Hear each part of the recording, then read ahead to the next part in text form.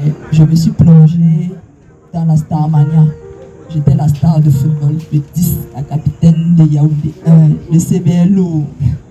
Mais j'étais la star devant les hommes, mais devant Dieu, j'étais perdue parce que je suivais ma propre voie. La Bible dit que nous étions tous errants.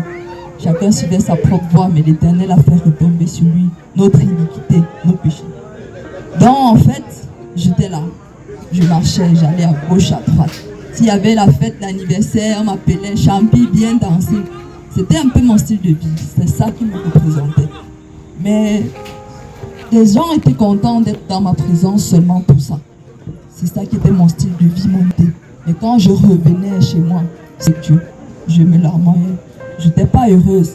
Je n'avais pas trouvé quelque chose qui donne un sens à ma vie. J'étais vraiment comme morte. La Bible dit que le salaire du péché, c'est la mort. Mais le don gratuit de Dieu, c'est la vie éternelle en Jésus-Christ notre Seigneur. Je ne connaissais pas cette vie-là. Je ne connaissais vraiment pas ce que Dieu attendait pour moi. Mais je vivais comme je voulais. Et j'étais vraiment dans le sale, comme on le dit. Dans mes différentes lamentations, je pleurais, seule, dans ma chambre. Et j'ai eu la grâce, après les Jeux universitaires, de rencontrer une femme consacrée à l'œuvre de Dieu. Et elle m'a partagé un message qui a touché et changé le cours de ma vie. Elle m'a dit que Jésus-Christ avait tout fait. Le sale là, il avait pris ça sur lui. Mes péchés, il avait pris ça sur lui. Tout ce que j'avais fait depuis ma naissance, il avait porté ça sur lui, à la croix. Et que j'avais juste besoin de le recevoir pour me sentir bien et en paix et retrouver le sens là que je voulais. J'entendais ce message depuis. C'était un message de ouf. J'ai dit, je fais quoi en fait pour entrer dans ce plan parfait? On m'a juste dit qu'il fallait le recevoir. La Bible dit clairement qu'à tous ceux qui l'ont reçu, à ceux qui croient en son nom, il a donné le pouvoir de devenir enfant de Dieu. J'étais juste créature égarée. Mais Dieu me donnait l'opportunité de devenir enfant de Dieu ce jour-là. J'ai sauté sur l'occasion.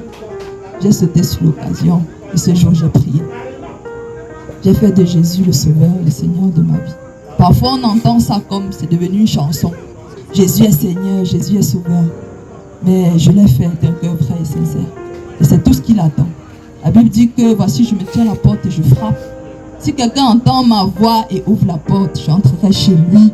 Je souperai avec lui et lui avec moi. Jésus a frappé et je n'ai pas hésité. J'ai ouvert la porte de mon cœur. Et ce jour, je ne vais pas dire que tout est devenu blanc. Ou les choses que je faisais ont disparu d'un coup. Mais j'avais le dégoût pour un petit mensonge que je pouvais faire. Si je disais que j'étais dans le taxi alors que j'étais à la maison, je me sentais mal parce que Jésus était venu avec son Saint-Esprit. Je ne pouvais plus vivre la vie d'avant et être à l'aise. Le mensonge, l'impudicité, ce n'était plus mon partage. La Bible dit clairement que si quelqu'un est en Christ, il est une nouvelle créature. Les choses anciennes sont passées et toutes choses sont devenues nouvelles. Donc Dieu avait mis une nouveauté de vie et il fallait que je la vive. J'ai appris à grandir comme un enfant nouveau-né, à méditer, à aimer sa parole, à l'aimer lui parce que je ne savais pas aimer Dieu. Et dans cette relation parfaite, c'est pour ça que je suis aujourd'hui là avec vous. Je n'aurais jamais eu le courage de venir me placer devant les gens et parler de Jésus. Jamais. J'étais trop fière de ma Starmania pour le faire. Mais aujourd'hui, je suis prête à tout pour que les gens entendent parler de Jésus. Et la grâce qu'il a fait dans ma vie, c'est qu'aujourd'hui, j'ai la victoire sur le péché. Aujourd'hui, je sais où je vais. Aujourd'hui, je connais exactement le plan qu'il a tracé pour ma vie. J'ai même une vision claire de ce qu'il veut faire. Je voudrais dire tout simplement que sa grâce qu'il a déversée sur moi, elle est disponible. C'est pourquoi je suis venue aujourd'hui. Le match était une opportunité de parler de lui. On peut tout faire, les gars. On peut avoir une voiture. On peut avoir l'impression de réussir au travail de temps en temps, avoir 10 000, 100 000. On peut même se marier.